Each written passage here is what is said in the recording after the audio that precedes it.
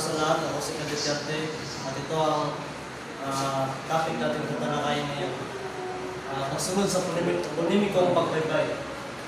Paraan ang pagsulat ng kabatay sa kung paano binibigkas sa salita, hindi sa orihinal na baybay na salita mula sa pinagulang wika. Halimbawa ay wikang Ingles o wikang Kastila.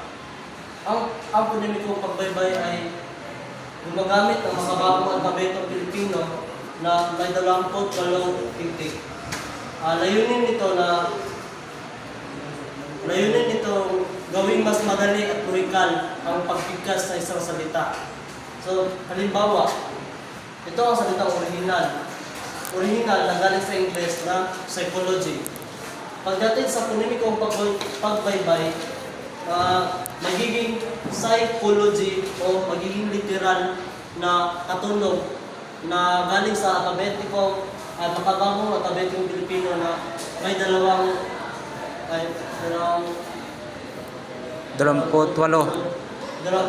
titik na spesipiko na talagang mabasa mo na psychology, paliwanag. Ito, ginawa siyang mas specific sa halimbawa, psychology. Hindi sa original na salita na salitang English na psychology. So, halimbawa, kalawang halimbawa ay school. Pagdating sa polemikong baybay, naging school. Naging literal na kung ano ang nasa alpabetikong Pilipino ay sa spesipikong alpabetikong Pilipino na kung mas mapapadali ang pagbigkas at pagbasa nito, pag-intindi. Ito, Christmas, naging Christmas. At yun ang pagsunod sa polemikong pagbaybay. Okay, once again, good morning everyone. So, we are going to continue our report which is entitled Paggamit ng Katutubong Baybay. So, ito ay tumutukoy sa paggamit ng tradisyonal na sistema ng mga Pilipino bago dumating ang mga Kastila. So, ang katutubong baybay is ginagamit niya siya sa unang panahon. Sa wala pa niya ang mga Kastila.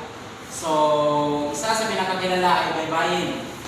Ginagamit ito noon para magsulat ng maliham o tula.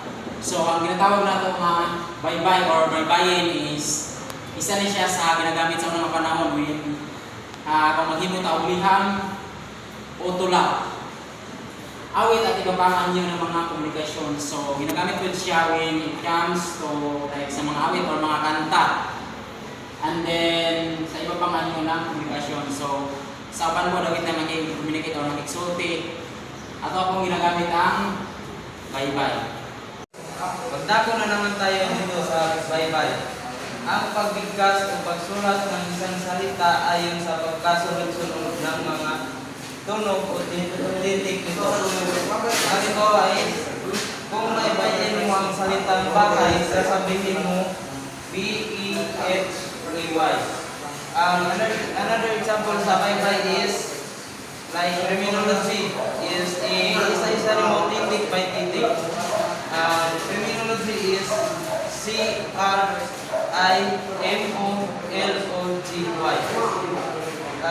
Mauna yan ay ang baybay.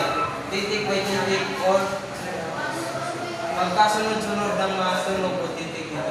Pagbaybay sa iram na salita.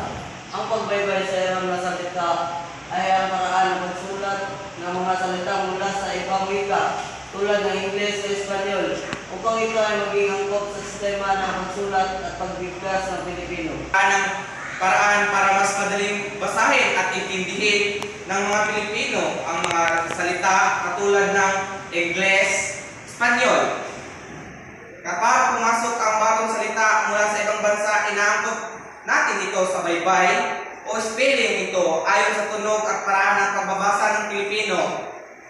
Katulad nito, school. Magkaiba sila. Ito ay Ingles, ito sa Espanyol. At ito ang ating salita na ginagamit ngayon. At computer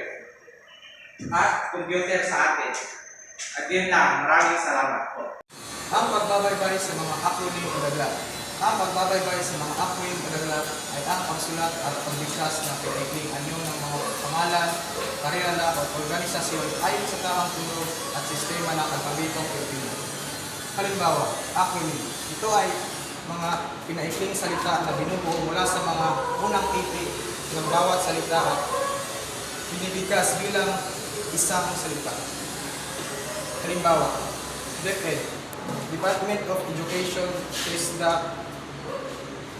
Technical Education and Skills Development Authority. Para sa inyo, ang tatalakayin natin ngayon ay ang pagbaybay ng pangalan.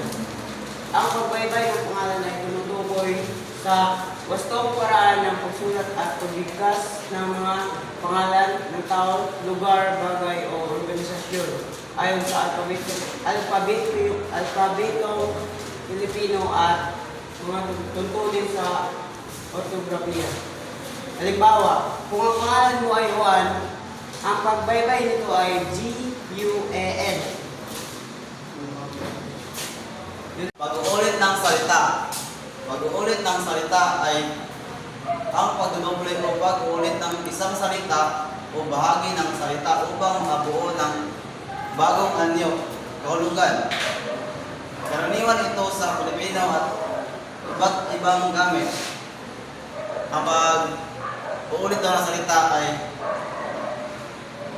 may kahulugan o pagbuo ng bagong anyo. Halimbawa, araw-araw. Araw-araw tayong gumigising sa umaga dahil pupunta tayo sa paaralan. Ang salitang araw-araw ay may kahulugan. Pangalawa, bata-bata. May dalawang bata. Doon nga nakita paralan. Pangatlo, bahay-bahay. Ibig sabihin, may maraming bahay.